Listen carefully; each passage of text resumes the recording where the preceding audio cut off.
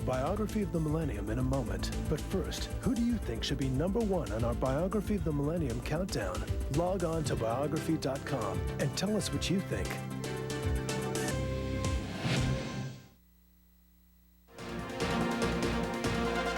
You're watching Biography of the Millennium on A&E as we count down to the #1 person of the past 1,000 years. She opened new worlds. She destroyed old worlds. Number 78, Queen Isabella I, didn't just bankroll Christopher Columbus, she did much more, and not always for the better. Isabella did help shape modern Spain as we know it. She married Ferdinand of Aragon, and between them, they created a more effective, a more coherent kingdom than had ever existed before. But Isabella also cast a shadow over Europe, for she set in motion the Spanish Inquisition. Thousands of Jews and Muslims were killed, tortured, and forced to flee. On foreign shores, Isabella's funding would lead to the opening of the New World, a breakthrough in exploration and later exploitation, as Spanish conquistadors eventually conquered nearly all of Central and South America.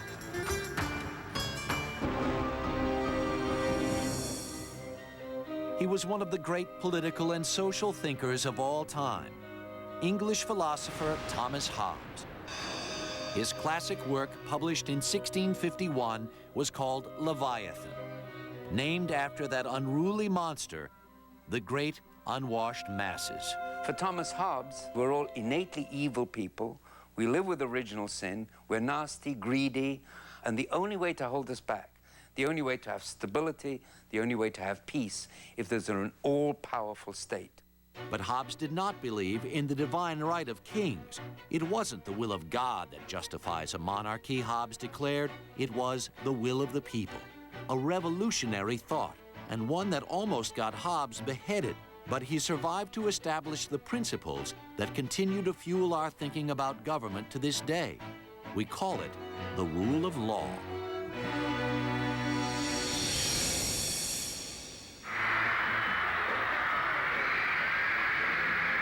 July 6, 1957. John Winston Lennon, 16, was introduced to James Paul McCartney, 15. Together, they would rock our world and become the new leaders of a cultural revolution. They're number 76 on our list, Johnny and the Moondogs, later named the Beatles. These working-class kids from Liverpool were hungry for recognition and stardom. When they hit in late 1963, it was with an intensity so fierce, the media invented a word for it: Beatlemania. The Beatles. This rock and roll group has taken over as the kingpins of musical appreciation among the younger element. The so-called Fab Four were so wildly successful, they could take chances with their music few other groups would dare, and the fans were with them every beat. George Harrison, Ringo Starr. In the end, the Beatles reinvented a musical form and were in the forefront of a social uprising, featuring sex, drugs, and rock and roll.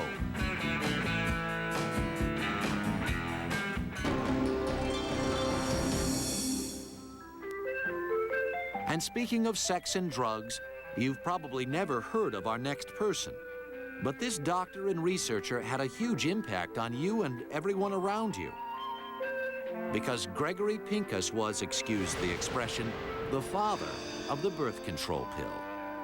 Pincus did what was at that time very important, because he took this idea that conception can be regulated, and he actually in the laboratory and with his particular medical knowledge and know-how developed that pill.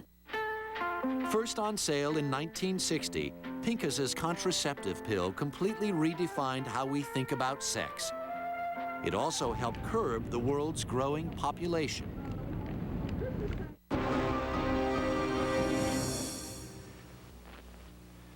It's a bomb. Duck and cover. Paul and Patty know what to do. He opened the door to the nuclear age. Number 74, Master of Radioactivity, Enrico Fermi. The Italian-born Fermi won the Nobel Prize for Physics in 1938.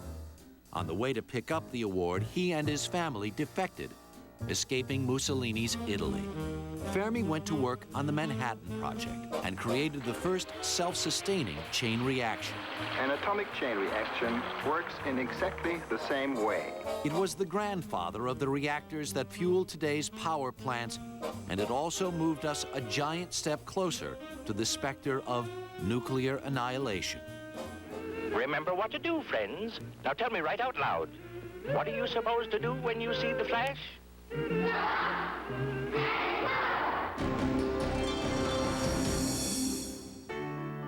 The next person on our list may surprise you. It's Diana, Princess of Wales. Of course, her life and death are so fresh in our minds, it seems premature to speculate what history will say about Diana in the coming years. I'm astonished that anybody voted for Diana, frankly. This is pure sentimentality based on the recent sadness of her death. Fleeting as her life was, the future may record that the failed marriage of Diana and Charles does represent a watershed, perhaps the beginning of the end of the British monarchy. Somehow, Princess Diana represented for very ordinary people a rebellion against the royal family. And I think that the British people loved her for being a thorn in the flesh. Diana used her position to work with AIDS sufferers, children, the poor, and to campaign against landmines.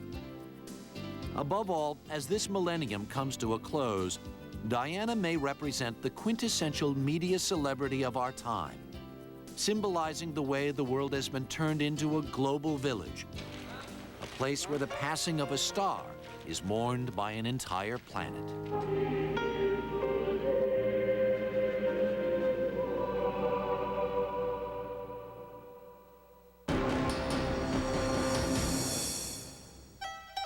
He was called the Liberator. General and statesman, he chased the Spanish out of his native South America. His name is Simón Bolívar, and he's number 72 of our Millennium 100. He freed Venezuela, Ecuador, and the country that would bear his name, Bolivia. He allowed South America to free itself of the dictatorial influence of European countries. But, oh, by the way, on the other hand, Simón Bolívar was a pretty tough dictator in his own right. Although he sowed the seeds of freedom, Bolívar's iron-fisted rule of Peru and Colombia laid the groundwork for repressive regimes to follow.